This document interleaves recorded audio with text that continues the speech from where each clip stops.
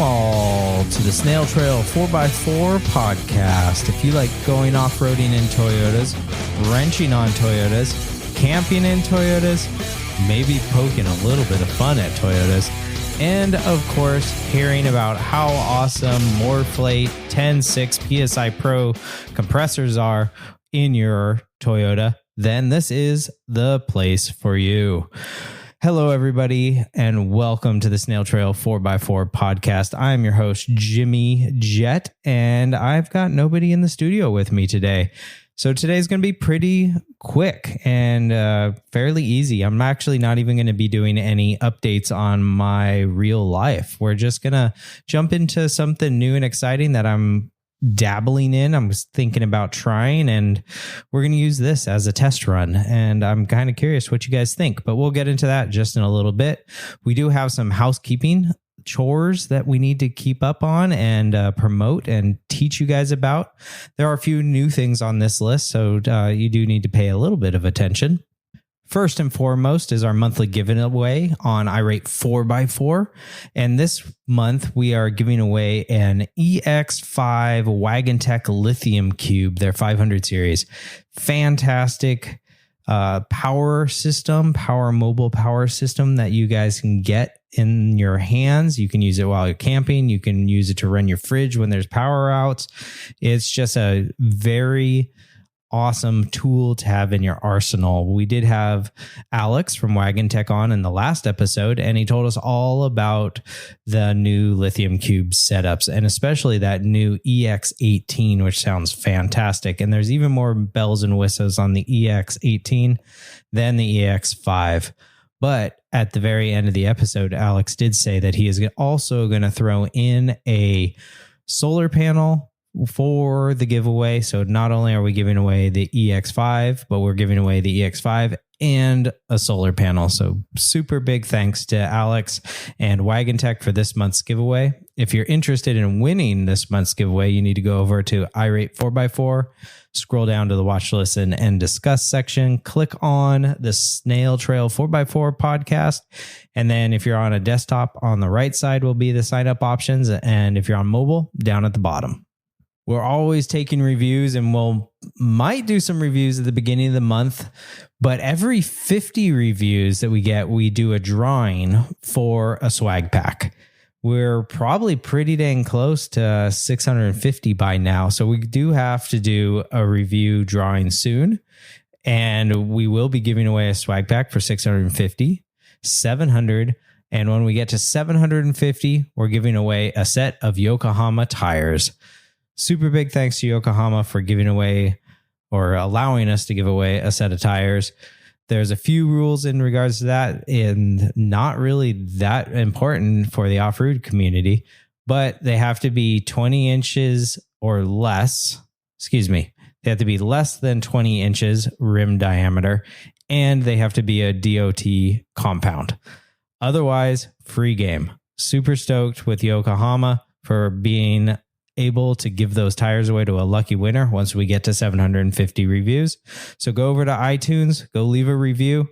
Any review, we are happy to get any or all of them.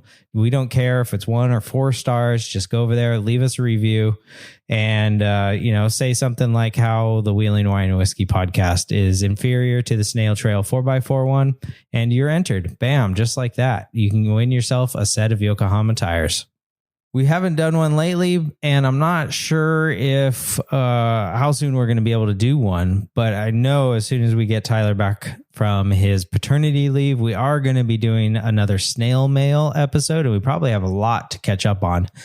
But we do enjoy doing those. They are a lot of fun, and if you want to call in and leave us a voicemail on the snail phone, then you can do that. It is area code 916-345-4744, and we will get to those as soon as possible. I promise we will get back to them.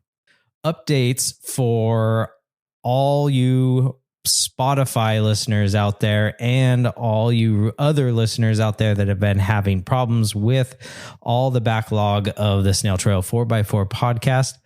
but those should be fixed. Thank goodness. That was a heartache or a heartbreak moving over from one system to another. It took a lot more time than we had anticipated and a few hiccups in the mix of it.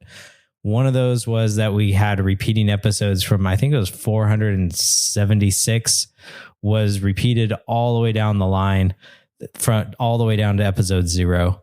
But that is all solved now. So if you want to go back and listen to the Rubicon History Museum, or you want to go back to listen about the Goldfish Glitter Bomb episode, of episode like 3, where Tyler interviewed me, it should be available. But if you're having any problems, please let me know, because you guys are our main form of ears or fingers in this case, out there touching your phones, figuring out what apps you guys are using, figuring out what is working and what is not. So please keep us informed. If you do find that there is an error, let us know and we will do the best that we can to correct that. Just a few more updates. We have gift boxes going out here very soon. Coming up here in April, signups for the gift box tier will be available. And coming up in May, we have our 5-year celebration. We have 5 years. We're going to hit 500 episodes. It's just going to be a crazy month. I'm not entirely sure what we're going to be doing yet, but we do have some ideas in the mix about what we might be able to accomplish with Tyler having a baby and not having a ton of free time. In regards to events happening, EJS is going to start in a few days, March 23rd, out there in Moab, the Easter Jeep Safari. So that should be a fun one. Hopefully you guys are out there having some fun wheeling around. April 13th is the Sully Benefit out at Prairie City. There's going to be a huge raffle. There's going to be all kinds of events going on. The Metal Cloak CTI trailer is going to be out there so you can test out your rig. And hopefully, fingers crossed, Sue will be out there as well saying hi to everybody. That is, of course, in regards to her chemo and her health and what she's allowed to do, and hopefully not putting herself in too much stress. I know she wants to be out there. I actually saw her the other day and she's looking good. She's full of life, full of smiles still, and she's excited for the event. She's hoping she can be out there as well, as much as everybody else is hoping to see her. So if you're around April 13th, Prairie City, come on out. I'll be out there. Tyler's probably going to make a guest appearance, and hopefully we can see Sue. We also need raffle donations. If you guys are a company out there and you listen to the podcast, or you know Bun Trail Welders, we are looking for more donations for the giveaway or the raffle at the event. So if you're up for it and you want to donate, please hit me up on Instagram, SnailTrail4x4, and I'll get you in contact with the director and we can sort that out. That would be an awesome help. I'm going to be away at Cruise Moab starting like April 18th. I think the event starts, but I'll be out there a few days earlier, or traveling one of those days. But that's going to be a fun event. So if you're going to be out at Cruise Moab, please say hello to me and let's connect. And I'd love to hand off some swag and shake your hand and put a face to the name, to a voice. Hopefully you've called in before, but super stoked to go out and wheel in Moab just another time. And the last event coming up that is on my radar is June 1st, which is the Marlin Crawler Celebration of Life down at Clovis Fairgrounds. I think it's in Fresno. It might be in the city limits of Clovis. I'm not 100% sure, but get down there. This is going to be an amazing event. It's going to be a car show. It's going to be a celebration of life. There might be some trail rides. It's just going to be an outstanding event. A lot of people are going to show up. It's just going to be so much fun to see everybody get together and check out everybody's rigs and really give a good celebration, a good goodbye to one of the greatest in the Toyota community, Marlin Chikowski. So hopefully I'll see you guys out there for that one as well. All right. Well, moving over, I have a little treat / surprise for you guys. I recorded a video. I know, shocking, right? It's been, maybe a year since I've recorded a video, but I've considered trying to start these product reviews, or I'm not entirely sure what I would call them. I think I was going to call them a tribute, but I figured I'd start with something easy, something I know, and what better than the MORRFlate 10.6 PSI Pro to highlight. So I'm kind of curious, what do you guys think about this idea? What do you guys like about it? Should I consider changing something up? I want to get your guys' feedback on that. So take a listen. It's going to play just after I'm done talking here. Tell me what you think. I'm trying to figure out a way to kind of merge podcasting and YouTubing and blogging and, of course, affiliate links so I can make a little bit of cash in there as well, and posting some things up on Amazon because Amazon now allows videos. So it's not strictly a moneymaker deal for me as much as I want to help promote other companies, but that is also a side benefit of what is going on here. So let me know. I will try to get the video up tomorrow when this episode comes out, the day that this episode comes out. Don't hold your breath, though. I'm still working on it at the moment. I had it tweaked enough that I could pull the audio out so I could throw it on the podcast so the podcast comes out on time. But I'll try to get that video out and linked as soon as possible. Whenever it does come out, I'll put it into these show notes as well, so you guys can just go over to the website, find it there. You can probably find it on YouTube under SnailTrail4x4 or anywhere else. It might show up on Facebook. Who knows?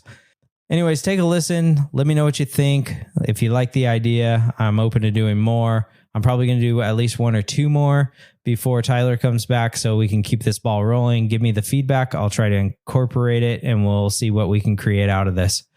So I hope you enjoy I think it's like a 6-minute review, maybe 8-minute review of the PSI Pro from MORRFlate. Welcome to SnailTrail4x4. Today we're paying tribute to the MORRFlate 10.6 PSI Pro. You're most likely here because you're trying to choose the best air compressor for your off-road vehicle. And the MORRFlate 10.6 PSI Pro is a fantastic one. But before I dive into the specifics on this, I want to help you choose the best air compressor for your needs. And it really all comes down to the valve stem. This is a Colby valve stem. It's an emergency valve stem. It's one that you can install after the fact. They're really cool. Check them out as well. But the valve stem is the bottleneck. You can only put in roughly 2 CFM into the valve stem at a time. So if you're inflating one valve stem at a time with a 10.6, it's shoving 10.6 CFM into that valve stem, and that's going to actually hurt this air compressor. It's going to be a backlog of pressure onto the air compressor, and it's going to damage it internally. So if you're air inflating one at a time, that's not a good choice for you. You should look at the MORRFlate 5.6. It is an excellent one for roughly 33-inch tires and smaller, or 1 to 2 tires at a time. If you're going 35s and larger or 33s and larger and 4 tires at a time with their MORRFlate quad system, the 10.6 is a fantastic choice. So let's dive into first impressions. It's shocking. It's got neon green colors against the black, the glowing screen on the front in neon green. It looks fantastic. The stainless steel hose is a sharp contrast in the colors, so it's absolutely gorgeous. Plus the battery clamps, which are down on a battery right now, are big and beefy, easy to open, and easy to grab onto the terminals of your battery. This air compressor really is a set it and forget it. You set the pressure, and then you can walk away, and it'll air up to that specific pressure. It is fantastic. And it's really nice because it's the first thing you can do. You set up your MORRFlate quad, you set the pressure on this, you set it to go, and then you can go walk around. You can go get yourself some food. You can have a beverage. You can go make fun of your friends that you're airing up and you're not squatting at one tire. You can pack up after the trail run or whatever. The air compressor knows what pressure it's at, and it'll turn off at the specific pressure that you set. That is the main point of this air compressor, and that is one of the coolest features about it. The key features that set this thing apart, well, there's primarily 3 that this has that none of the other air compressors on the market have. The first one's duty cycle, and we'll jump into the nitty gritty of why the air compressor's duty cycle is so fantastic in a little bit. The other one is it has a thermal cutoff. It actually has a temperature probes or some sort of temperature sensor inside of there that realizes how hot the air compressor is getting. And when it gets to too hot status, it'll turn itself off and save the air compressor. Also, on the back side here, there is a purge valve.